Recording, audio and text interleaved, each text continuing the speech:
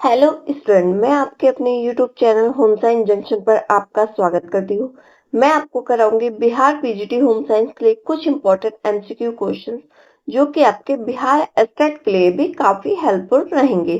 तो हम आज का अपना सेशन स्टार्ट करते हैं। आप लोग सेशन को लाइक जरूर कर दीजिएगा और शेयर भी कर दीजिएगा। आज के सेशन में हमारा फर्स्ट क्वेश्चन है। फर्स्ट क्वेश्चन में हमसे पूछा हुआ है, जस्ता के लिए आवश्यक है। क्या क्वेश्चन है? जस्ता यानी कि जिंक। जस्ता को हम क्या बोलते हैं? जस्ता को हम जिंक के नाम से जानते हैं। किसके? जिंक के नाम से हम। तो क्वेश्चन पूछा गया है, जिंक के लिए आवश्यक है। किसके लिए आवश्यक है आपको ये बताना है। तो ऑप्शन दिए हुए हैं इसमें हमारे। फर्स्ट ऑप्शन है हमारा कोशिका विभाजन, सेकंड ऑप्शन है हमारा प्रतिरक्षा प्रणाली, थर्ड ऑप्शन है हमारा वृद्धि एंड लास्ट ऑप्शन है हमारा उपरोक्त सभी। तो इसमें राइट आंसर हो जाएगा हमारा इसमें ऑप्शन सी यानी कि वृद्धि। तो जस्ता किसके लिए आवश्यकता है? जस्ता वृद्धि यानी कि ग्रोथ के लिए आवश्यक होता है। यह हमारे शरीर के कई महत्वपूर्ण क्रियाकलापों को संपन्न करने के लिए जिंक जो होता है ना यानी कि जस्ता एक आवश्यक मिनरल है। क्या है? एक आवश्यक मिनरल होता है। ये एक आवश्यक मिनरल है। यह शरीर की कोशिकाओं में उपस्थित कई एंजाइम एंजाइम में कोफैक्टर के रूप में रहता है। किस रूप में रहता है? ये कोफैक्टर के रूप में रहता है। यह शारीरिक वृद्धि एवं विकास में सहायता करता है। साथ ही प्रजनन अंगों को सुचारू रूप से कार्य करने के लिए भी जरूरी होता है। क्या जरूरी होता है? जिंक जरूरी होता है। क्लियर है आपको ये क्वेश्चन? आज का हमारा नेक्स्ट क्वेश्चन है। क्वेश्चन में पूछा हुआ है कि जन्म के समय बच्चे के मस्तिष्क का भार कितना होता है, आपको ये बताना है। तो इसमें ऑप्शन दिए हुए हैं। फर्स्ट ऑप्शन है हमारा 100 ग्राम, सेकंड ऑप्शन है हमारा 350 यानी कि 350 ग्राम, थर्ड ऑप्शन है हमारा 800 ग्राम एंड लास्ट ऑप्शन दिया हुआ है हमारा 500 ग्राम। तो बच्चे का मस्तिष्क का भार जन्म के समय होता है 350 ग्राम। कितना होता है? 350 ग्राम होता है। ठीक है, आपको ये याद रखना है कितना होता है बच्चे जन्म के समय बच्चे का मस्तिष्क का ग्राम 350 ग्राम होता है। और नवजात शिशु का जो सिर होता है ना उसके संपूर्ण शरीर का 1/4 भाग होता है। कौन सा? 1/4 यानी कि 1/4 भाग होता है। नेक्स्ट क्वेश्चन है हमारा। क्वेश्चन में पूछा हुआ है आप लोगों से कि मानव शरीर में स्टार्च के पाचन के लिए, क्या है ये? मानव है। मानव शरीर में स्टार्च के पाचन के लिए सर्वाधिक उत्तरदायी उत्तरदायी एंजाइम कौन से हैं, आपको ये बताना है। फर्स्ट ऑप्शन है हमारा एमाइलेज, सेकंड ऑप्शन है हमारा फास्फोराइलेज, थर्ड ऑप्शन है फास्फेटेज एंड लास्ट ऑप्शन है हमारा काइनेसिस। तो इसमें राइट आंसर क्या हो जाएगा? इसमें राइट आंसर हो जाएगा हमारा ऑप्शन ए यानी कि एमाइलेज। तो मानव शरीर में स्टार्च के पाचन के लिए सर्वाधिक उत्तरदायी एंजाइम कौन सा होता है? एमाइलेज होता है। और जैसे स्टार्च का पाचन कैसे मुख में होता है? अधिकांशतः मुख में और छोटी आंत में होता है। तो मुख में होता है स्टार्च का पाचन। जैसे ये हो गया मुख में स्टार्च का पाचन। तो ये किस फॉर्म में होता है हमारा? मुख में क्या होता है? टाइलिन नामक एंजाइम होता है। तो इससे क्या होता है? डेक्स्ट्रीन की फॉर्म में हो जाता है। किससे? डेक्स्ट्रीन की फॉर्म में होता है। ठीक है, क्लियर है आपको ये? नेक्स्ट क्वेश्चन है हमारा आज का।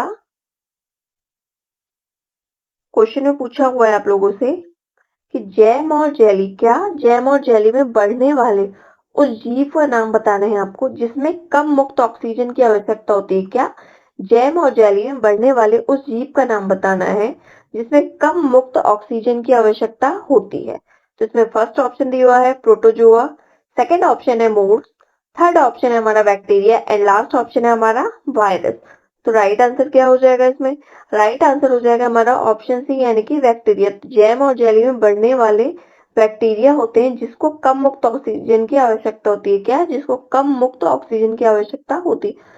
जो जैम और जेली होते हैं ना, तो जैम और जेली को सूक्ष्म जीवों यानी कि माइक्रो बायोस्पॉइल से बचाने के लिए उनमें संरक्षक जैसे प्रिजर्वेटिव्स होते हैं ना उन्हें करना पड़ता है। जैसे उन्हें फ्रिज में रखते हैं जैम और जेली को, किससे? बैक्टीरिया से बचाने के लिए। या बॉटलों को क्या करते हैं? स्टेरिलाइजेशन करते हैं। क्या करते हैं हम? स्टेरिलाइजेशन करते हैं यानी कि बांध्यकरण करते हैं। आदि हम विधियों का प्रयोग करते हैं जिससे क्या हो सके? जिससे जैम और जेली को बैक्टीरिया से बचाया जा सके। ठीक है, क्लियर है आपको ये आंसर? नेक्स्ट क्वेश्चन है हमारा। क्वेश्चन में पूछा हुआ है आप लोगों से कि जंतु प्रोटीन स्रोत, क्या? एनिमल प्रोटीन स्रोत वनस्पति प्रोटीन स्रोत से उत्तम होते हैं, क्योंकि इसमें आपको ये बताना है कि जो जंतु प्रोटीन स्रोत होते हैं वो उत्तम क्वालिटी के होते हैं वनस्पति प्रोटीन के मुकाबले। तो क्या रीजन है क्यों ये उत्तम क्वालिटी के होते हैं? ऑप्शन दिया हुआ है। फर्स्ट ऑप्शन है हमारा अधिक प्रोटीन होता है इसमें। सेकंड ऑप्शन है हमारा अधिक अमीनो अम्ल होता है। या ऑप्शन सी है हमारा उत्तम संतुलित प्रोटीन होता है। या लास्ट ऑप्शन दे रखा है हमारा उत्तम संतुलित अमीनो अम्ल होता है। तो इसमें राइट आंसर क्या हो जाएगा? जंतु प्रोटीन स्रोत वनस्पति प्रोटीन से उत्तम होते हैं, क्योंकि इसमें उत्तम संतुलित अमीनो अम्ल होता है। क्या होता है इसमें? उत्तम संतुलित अमीनो अम्ल होता है, यानी कि ऑप्शन डी हमारा राइट आंसर हो जाएगा। जो एनिमल सोर्स से प्राप्त प्रोटीन होते हैं ना, वो उत्तम क्वालिटी के होते हैं, क्योंकि ये पूर्ण प्रोटीन होते हैं। क्या होते हैं ये? पूर्ण प्रोटीन, यानी कि कंप्लीट प्रोटीन की श्रेणी में आते हैं, क्योंकि इसमें ना सभी आवश्यक अमीनो अम्ल होते हैं। क्या होते हैं? सभी एसेंशियल जो होते हैं ना अमीनो अम्ल होते हैं। नेक्स्ट क्वेश्चन है हमारा। क्वेश्चन में पूछा हुआ है कि ड्यूडेनम से कैल्शियम के अवशोषण यानी कि एब्जॉर्बेशन का प्रसार किस विटामिन के द्वारा होता है, आपको ये बताना है। तो इसमें ऑप्शन दिए हुए हैं। फर्स्ट ऑप्शन है हमारा विटामिन ए, ऑप्शन बी है हमारा विटामिन बी, थर्ड ऑप्शन है vitamin C and last option दिया हुआ हमारा विटामिन डी। तो इसमें राइट आंसर हो जाएगा हमारा ऑप्शन डी यानी कि विटामिन डी। तो ड्यूडेनम से कैल्शियम के अवशोषण यानी कि एब्जॉर्बेशन का प्रसार विटामिन डी के द्वारा होता है। किसके द्वारा होता है? विटामिन डी के द्वारा होता है। और जो विटामिन डी होते हैं ना, तो विटामिन डी का रासायनिक नाम होता है कैल्सीफेरॉल। क्या होता है विटामिन डी का रासायनिक नाम? कैल्सीफेरॉल होता है विटामिन डी का रासायनिक नाम। और यह विटामिन किसमें? वसा में घुलनशील होती है। विटामिन डी किसमें घुलनशील होती है? वसा में घुलनशील होता है। और इसकी कमी से रिकेट्स नामक रोग होता है। क्या होता है? रिकेट्स नामक रोग यानी कि सूखा रोग होता है। और विटामिन डी के स्रोत होते हैं हमारे, पहला तो हो जाता है हमारा सूर्य का प्रकाश, उसके बाद मक्खन, घी, अंडे, मछली का तेल हो गया, ये सारे क्या होते हैं? ये सब हमारे विटामिन डी के स्रोत होते हैं। और विटामिन डी जो होता है ना, ये हमको वनस्पति से नहीं मिलता है, ये हमको किससे मिलता है? एनिमल सोर्सेज से मिलता है। ठीक है, वनस्पति से नहीं मिलता है हमको विटामिन। और विटामिन ए की कमी से रतौंधी नामक रोग होता है। क्या होता है? विटामिन ए की कमी से रतौंधी नामक रोग होता है। और आंखों से जितने भी संबंधित रोग होते हैं ना, वो विटामिन ए की कमी से होता है। विटामिन बी की कमी से क्या होता है? बेरी नामक रोग होता है। कौन सा होता है? विटामिन बी की कमी से बेरी रोग होता है। और विटामिन सी की कमी से स्कर्वी रोग होता है। कौन सा रोग होता है? विटामिन सी की कमी से स्कर्वी रोग होता है। क्लियर है आपको ये क्वेश्चन पूरा? आपको इससे इंपॉर्टेंट जो भी फैक्ट दिखते हैं ना, उसको आप नोट डाउन जरूर कर लीजिएगा, जो आपके एग्जाम के लिए काफी हेल्पफुल रहेंगे। आज का हमारा नेक्स्ट क्वेश्चन है।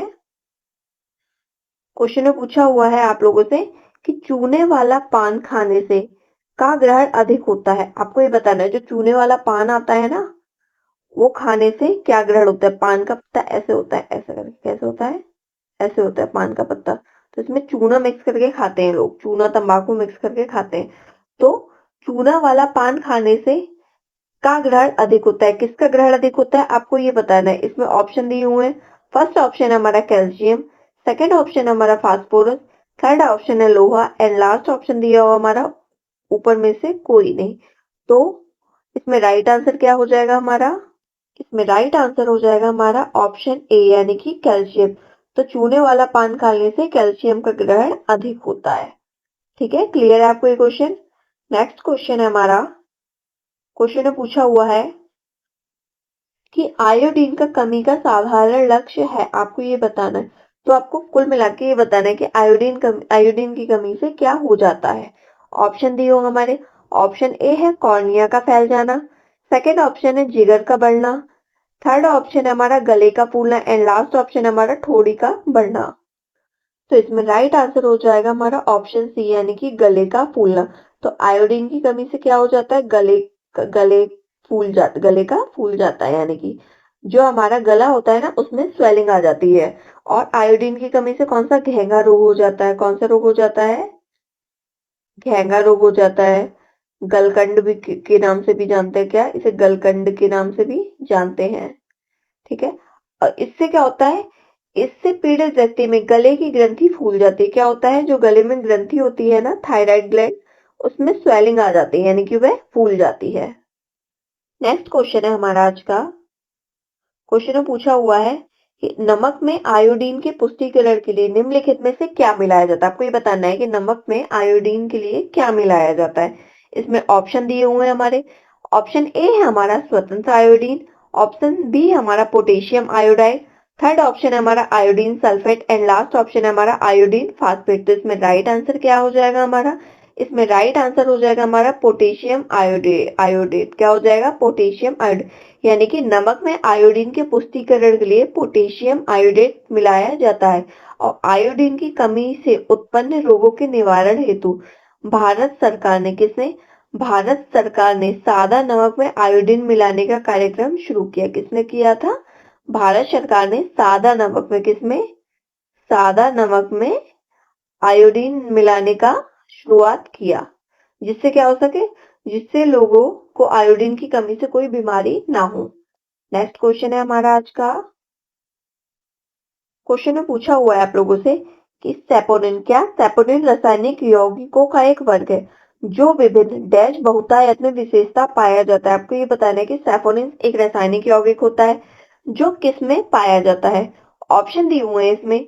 फर्स्ट ऑप्शन है हमारा सूक्ष्म जीव, सेकेंड ऑप्शन है हमारा पादप प्रजातियां, थर्ड ऑप्शन है हमारा कवक एंड लास्ट ऑप्शन है हमारा उपरोक्त में से कोई नहीं। तो इसमें राइट आंसर हो जाएगा हमारा ऑप्शन बी, यानी कि पादप प्रजाति। तो जो सैपोनिन रासायनिक यौगिक का एक वर्ग होता है ना, वह विभिन्न रूप से सबसे ज्यादा किसमें पाया जाता है? पादप प्रजातियों में पाया जाता है। सैपोनिन यौगिक को पानी में घोलने पर झाग उत्पन्न होता है। क्या उत्पन्न होता है? झाग, यानी कि फॉर्म उत्पन्न होता है। ये जैसे कि आप लोगों ने देखा हो, जैसे आप लोग सोयाबीन को पानी में सोख कर देते हो, तो क्या होता है, अगर आप उसको हाथ से थोड़ा हिलाओगे ना, या दालों एवं फलियों को आप धोते हो, तो इसमें क्या होता है, इसमें फॉर्म टाइप का झाग निकलता है। वही झाग क्या होता है? वही झाग आपका सैफोनिन होता है। क्या होता है? वही झाग जो उत्पन्न होता है ना दाल को धुलने से, सोयाबीन को धुलने से, वो सैफोनिन ही होता है। तो ये किसमें विशेषता पाया जाता है? ये पादप प्रजातियों में पाया जाता है। और जो सैफोनिन होता है ना, ये हेल्थ के लिए बहुत नुकसानदायक होता है। नेक्स्ट क्वेश्चन है हमारा। क्वेश्चन में पूछा हुआ है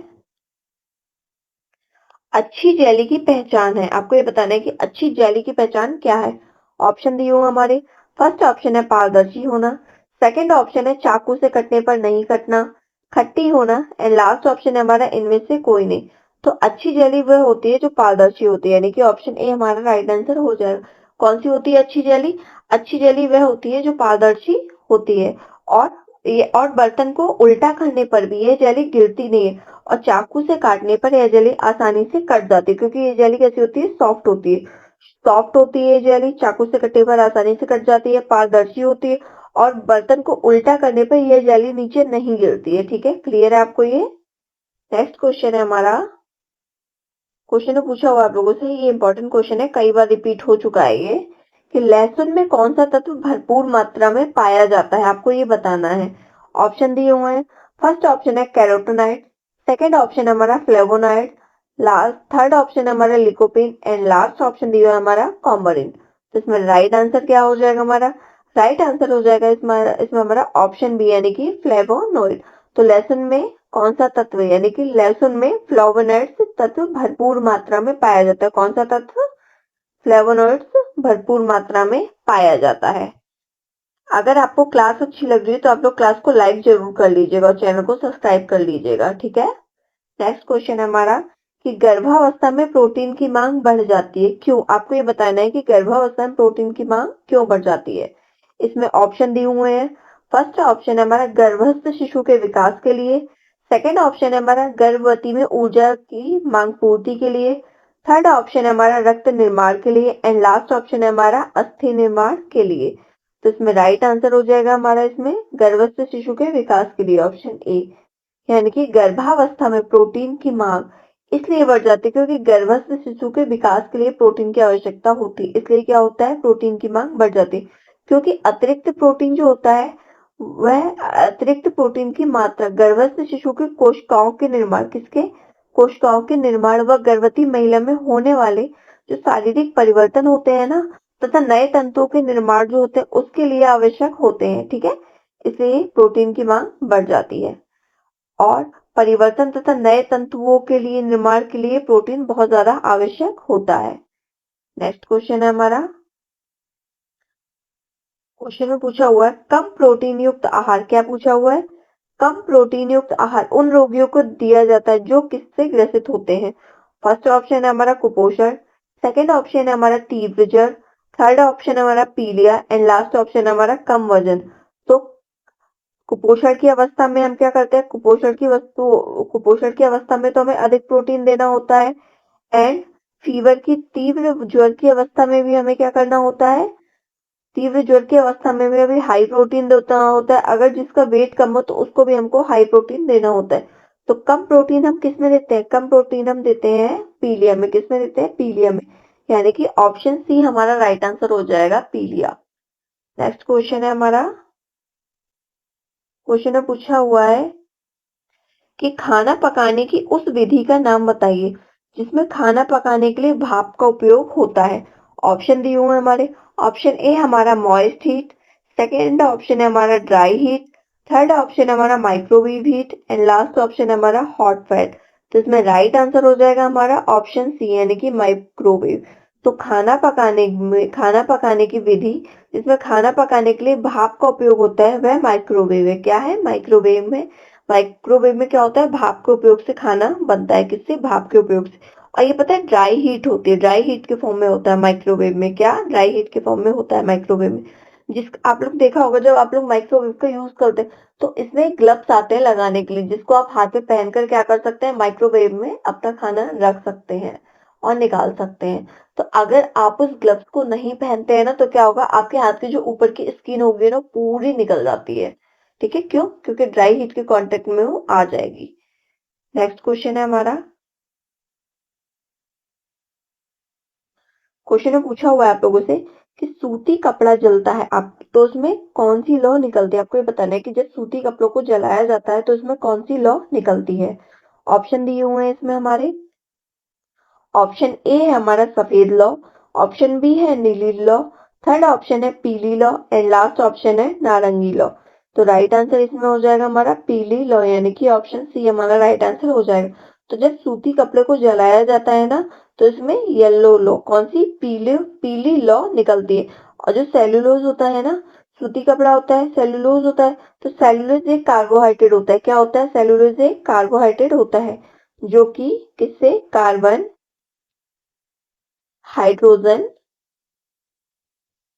जो कि कार्बन, हाइड्रोजन और ऑक्सीजन के अणुओं से बनता है। ठीक है, किससे बनता है? कार्बन, हाइड्रोजन और ऑक्सीजन के अणुओं से बनता है। यह एक प्रकार का क्या होता है? कार्बोहाइड्रेट होता है। नेक्स्ट क्वेश्चन है हमारा, क्वेश्चन में पूछा हुआ है आप लोगों से कि किस उत्पाद के लिए उटाई की आवश्यकता होती है। आपको ये बताना है किस उत्पाद के लिए उटाई की आवश्यकता होती है। ऑप्शन दिए हुए हैं इसमें, ऑप्शन ए है नायलॉन, ऑप्शन बी है रुई, थर्ड ऑप्शन है रेशम एंड लास्ट ऑप्शन है उपयुक्त सभी के लिए। तो राइट आंसर क्या हो जाएगा हमारा? राइट आंसर हो जाएगा हमारा ऑप्शन बी यानी कि रुई या कपास। तो रुई के उत्पादन के लिए उटाई की आवश्यकता होती है। उटाई का मतलब होता है गिनिंग। क्या होता है उटाई का मतलब?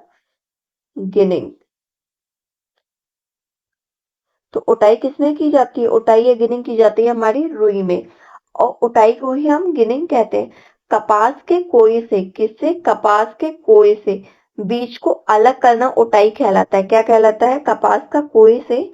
आप लोगों ने देखा होगा कपास का, आप लोगों ने पेड़ देखा होगा तो कैसा होता है? उसमें कपास लगी होती है, रुई निकलती होती है, उसमें ना ब्लैक कलर के छोटे छोटे बीज होते हैं। क्या होते हैं? ब्लैक कलर के बीज होते हैं। तो इन बीजों को रुई से अलग करना यही क्या कहलाता है? यही कहलाता है उटाई यानी कि गिनिंग। क्या कहलाता है? यही उटाई कहलाता है। नेक्स्ट क्वेश्चन है आपका, क्वेश्चन में पूछा हुआ है इनमें से कौन सा प्रोटीन फाइबर नहीं है। आपको ये बताना है कि प्रोटीन फाइबर कौन सा नहीं है। फर्स्ट ऑप्शन है हमारा ऊन, सेकंड ऑप्शन है मोहायर, थर्ड ऑप्शन है लिनन एंड लास्ट ऑप्शन है कश्मीरी ऊन।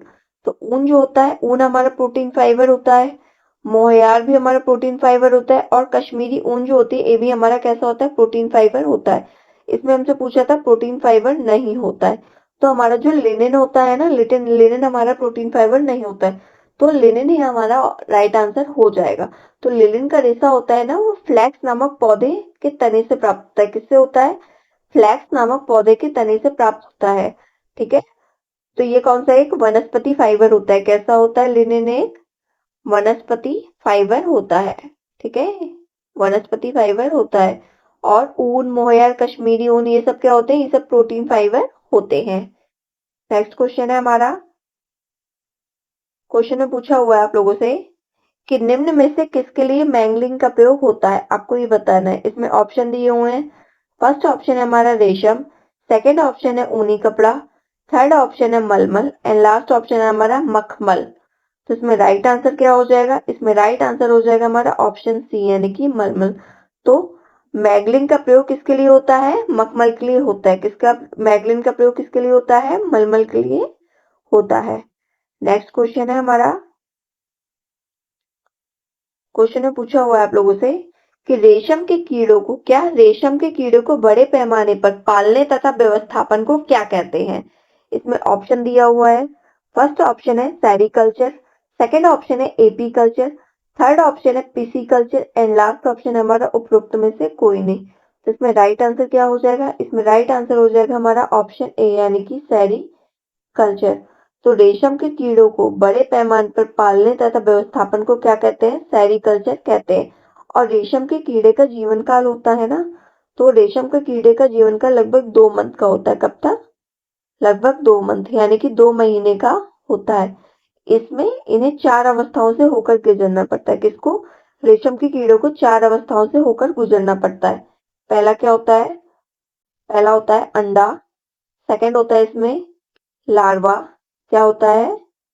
अंडा के बाद लार्वा, फिर प्यूपा एंड इसकी लास्ट अवस्था होती है कीड़ा। क्या होती है? कीड़ा। तो आपको ये जो है ना, ये क्रम से ही याद करना पड़ेगा। किससे? क्रम से ही आपको याद करना पड़ता है। तो 4 अवस्थाओं से होकर गुजरता है। आपको ये ध्यान रखना है, अंडा, लार्वा, प्यूपा, कीड़ा। क्या? अंडा, लार्वा, प्यूपा, कीड़ा। ये जो होंगे क्रम से होंगे। ऐसा नहीं कि अंडे के बाद प्यूपा हो जाए उसके बाद लार्वा है, नहीं, बल्कि सबसे पहले होगा हमारा अंडा, दूसरा होगा हमारा लार्वा, तीसरा हो जाएगा प्यूपा एंड चौथी अवस्था होगी कीड़ा। ठीक है, क्लियर है आपको ये? नेक्स्ट क्वेश्चन है हमारा, क्वेश्चन में पूछा हुआ है कि सल्फर रंजक है, आपको ये बताना है कि सल्फर रंजक कैसा है। ऑप्शन दिए हुए हैं। फर्स्ट ऑप्शन है हमारा इनग्रेन रंजक, सेकंड ऑप्शन है हमारा जल घुलनशील रंजक, थर्ड ऑप्शन है हमारा वर्णक रंजक एंड लास्ट ऑप्शन है हमारा जल अघुलनशील रंजक। तो इसमें राइट आंसर हो जाएगा हमारा ऑप्शन डी यानी कि जल अघुलनशील रंजक। तो जो सल्फर रंजक होते हैं ना, सल्फर रंजक कैसे होते हैं? जल अघुलनशील रंजक होते हैं, जल में घुलनशील नहीं होते। और सल्फर रंजक किसके लिए ज्यादा आवश्यक होते हैं? सल्फर रंजक कपास और लिनन के लिए ज्यादा अच्छे होते हैं। किसके लिए? कपास और लिनन के लिए ज्यादा अच्छे होते हैं। नेक्स्ट क्वेश्चन है हमारा, क्वेश्चन में पूछा हुआ आप लोगों से कि फैशन चक्र दिखता है, आप लोग ये बता रहे हैं कि फैशन चक्र किससे दिखता है, कैसा दिखता है। ऑप्शन दिया हुआ है। फर्स्ट ऑप्शन है हमारा घंटी आकार के वक्र का, सेकंड ऑप्शन है हमारा यू आकार के वक्र का, थर्ड ऑप्शन है हमारा वी आकार के वक्र में एंड लास्ट ऑप्शन है हमारा गोलाकार वक्र में। तो इसमें राइट आंसर हो जाएगा हमारा ऑप्शन ए यानी कि घंटी आकार के वक्र में। ठीक है, तो कैसा दिखता है हमारा फैशन चक्र? घंटी आकार के वक्र में यानी कि बेल शेप्ड में। कैसे? बेल शेप्ड में हमारा फैशन चक्र दिखता है। बेल शेप्ड हमारी कैसी होती है? ऐसे होती है। कैसे होती है? ऐसे होती है। तो पहले तो हमारा फैशन क्या होता है? पहले तो हमारा फैशन का इंट्रोडक्शन चरण होता है। कौन सा इंट्रोडक्शन चरण आता है? लोग उसको जो सेलिब्रिटी होती है ना, वो ज्यादातर लोग पहनते हैं। ठीक है, कौन से? सेलिब्रिटी लोग पहनते हैं। फिर धीरे धीरे जो मतलब जो हाई क्वालिटी के लोग होते हैं ना, हाई क्वालिटी जैसे जो उच्च क्वालिटी वाले लोग होते हैं, यानी कि उच्चतम श्रेणी में आते हैं, फिर सेलिब्रिटी को देख के वो लोग पहनते हैं।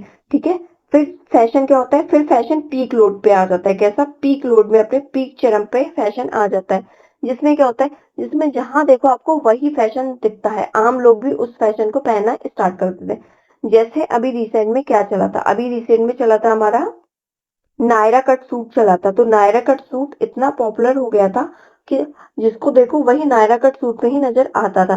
फिर उसके बाद क्या होता है, फैशन धीरे धीरे डेक्लाइन होने लगता है। क्या होने लगता है? डेक्लाइन होने लगता है। उसको लोग कम पसंद करने लगते हैं। फिर एक टाइम ऐसा आता है जब फैशन पूरी तरह से विलुप्त हो जाता है, उसको कोई भी लेना पसंद नहीं करता है। तो ये किस फॉर्म में आ गया हमारा? तो ये आ गया हमारा घंटी चक्र के आकार में। कैसा हो गया? यानी कि बेल शेप्ड में हमारा फैशन चलता है। नेक्स्ट क्वेश्चन है हमारा, क्वेश्चन में पूछा हुआ है आप लोगों से कि अधिक लंबी गर्दन रूपी दोष को छुपाने के लिए, क्या पूछा है? अधिक लंबी गर्दन दोष को छुपाने के लिए किस प्रकार के कॉलर का प्रयोग कपड़े बनाने के लिए किया जाता है? ऑप्शन दिए हुए हैं इसमें। फर्स्ट ऑप्शन है हमारा लंबी, सेकंड ऑप्शन है हमारा अधिक चौड़ी व चपटी, थर्ड ऑप्शन है हमारा वी आकार की, एंड लास्ट ऑप्शन है हमारा ऊंची चिपकी हुई। तो इसमें राइट आंसर हो जाएगा हमारा ऑप्शन बी, यानी कि अधिक चौड़ी और चिपटी। तो जिसकी अधिक लंबी गर्दन होती है ना, क्या जिसकी ज्यादा लंबी गर्दन होती है, तो उसको कैसे कॉलर पहनने चाहिए? उसको अधिक चौड़े व चपटे कॉलर के वस्त्र पहनने चाहिए। नेक्स्ट क्वेश्चन है आपका, नेक्स्ट क्वेश्चन में आप लोगों से पूछा है कि वस्त्र पर लगे नेल पॉलिश के धब्बे, क्या पूछा है? वस्त्र पर लगे नेल पॉलिश के धब्बों को कैसे छुड़ाया जा सकता है? तो इसमें ऑप्शन दिए हुए हैं। ऑप्शन ए हमारा जेवल वाटर की सहायता से, सेकंड ऑप्शन हमारा एसीटोन की सहायता से, थर्ड ऑप्शन हमारा स्पिरिट की सहायता से, एंड लास्ट ऑप्शन हमारा अल्कोहल की सहायता से। तो इसमें राइट आंसर हो जाएगा हमारा ऑप्शन बी, यानी कि एसीटीन की सहायता, एसीटीन की सहायता से। तो वस्त्र पर लगे नेल पॉलिश के धब्बे को कैसे छुड़ाएंगे? एसीटोन की सहायता से हम छुड़ाएंगे। नेक्स्ट क्वेश्चन है हमारा, क्वेश्चन में पूछा हुआ है कि सफेद सूती कपड़े से, क्या सफेद सूती कपड़े से कॉफी चाय के दाग को हटाने के लिए किसका उपयोग किया जाता है? ऑप्शन दिए हुए हैं हमारा।